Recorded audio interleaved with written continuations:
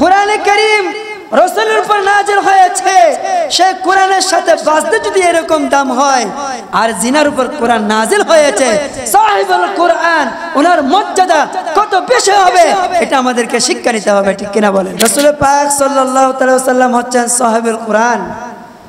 কোরআন যে রাসূলের উপর অবতীর্ণ হয়েছে, সে কোরআন মাজিদ কেউ ধরলে সওয়াব, দেখলে সওয়াব, স্পষ্ট করলে সওয়াব, তেলাওয়াত করলে সওয়াব, কেউ তেলাওয়াত করতেছে আপনি শুনতেছেন তাতেও সওয়াব পাওয়া যাচ্ছে।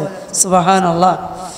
আমাদের সে কোরআনে কারীম যদি আমরা দেখি, একটা কোরআনের সাথে যখন একটা রেহাল যেটাতে কোরআন রেখে পড়া হয়, যখন এমনি পৃথিবীতে হাজারো গাছ আছে, হাজারো কাঠ আছে, এগুলোর সাথে কোনো মানুষের পা লাগক, জুতা লাগক, যেরকম পায়ে পড়ক, যেরকম হোক, ওগুলোকে সালাম করা হয় না। কিন্তু একটা কাঠ যখন কোরআনের সাথে লেগেছে, কোরআন যেটার উপর দিয়ে পড়া হচ্ছে, যেটার উপর রেখে কোরআন তেলাওয়াত করা হচ্ছে, ওই রেহাল যখন কোরআনের সাথে স্পষ্ট হওয়ার কারণে তখন ওই রেহালের ওই কাঠের দাম এত বেশি বেড়ে যায়, এটা স্বর্ণের চেয়ে দামি হয়ে যায়। তখন ওই রেহাল যখন অনিশ্চিতভাবে হঠাৎ বুলেট করে যদি কারো পায়ে লেগে যায়, ওটাও সালাম করতে হয়। কি বলেন, ঠিক কিনা? আর একটু জোরে বলেন, ঠিক কিনা?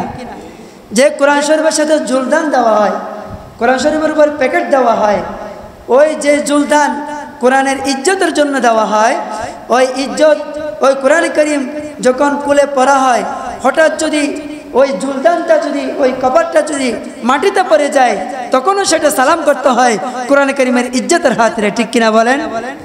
তাহলে যে কোরআন এত ইজ্জত, মার্কেটে হাজার দামের শাড়ি আছে, লক্ষ টাকা দামের শাড়ি আছে, এই শাড়িতে যদি কেউ পেকানাও করে দেয়, তারপরে এই শাড়িকে সালাম করা হয় না। কিন্তু আর যেটা 10 টাকা দামের জুলদান কাপড়, এটা কোরআনের সাথে লাগার কারণে এটার দাম এত হয়ে গিয়েছে, এটা হঠাৎ মাটিতে পড়ে গেলে এটা মানুষ চুমু দিয়ে সালাম করে, মহব্বত করে উপরে তুলে রাখে, ঠিক কিনা বলেন? তাহলে মুসলমান, যে কোরআন রাসূল পাকের উপরে নাযিল হয়েছে, সেই কোরআনের দাম যদি এভাবে হয়, একটা কোরআনের সাথে কাঠ লাগার কারণে এই কোরআনের সেই কাঠের দাম বেড়ে যায়, একটা কোরআনের সাথে কাপড় লাগার কারণে, জুলদান দেওয়ার কারণে ওই জুলদানের মর্যাদা এত বেড়ে যায়। যে হাফেজে কোরআন, যার সিনার ভিতরে আল্লাহর কোরআন কারীম হেফাজত আছে, যে ব্যক্তি কোরআন কারীম হেফজ করেছে, ওই ব্যক্তির সম্মান আল্লাহর নবী কত বেশি দিয়েছেন। রাসূল হাদিসে পাকের মধ্যে বলেছেন যে হাফেজে কোরআনের তো ওনার গায়ের সাথে ওনার ইজ্জত কেমন হয়ে যায়।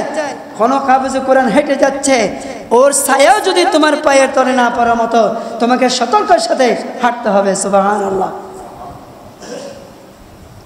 যে কোরআন বুকে ধারণ করেছে, এমন ব্যক্তির মর্যাদা কেমন, ওনার ছায়া জমিনে পড়তেছে, যদি ওনার ছায়াতে তোমার পা পড়ে, সেটাও বেয়াদবি হবে। সুবহানাল্লাহ। ওগো মুসলমান, যে কোরআনে কারীম রাসূলের উপর নাযিল হয়েছে, সেই কোরআনের সাথে বাজতে যদি এরকম দাম হয়, আর জিনার উপর কোরআন নাযিল হয়েছে, সাহিবুল কোরআন ওনার মর্যাদা কত বেশি হবে এটা আমাদেরকে শিক্ষা নিতে হবে, ঠিক কিনা বলেন?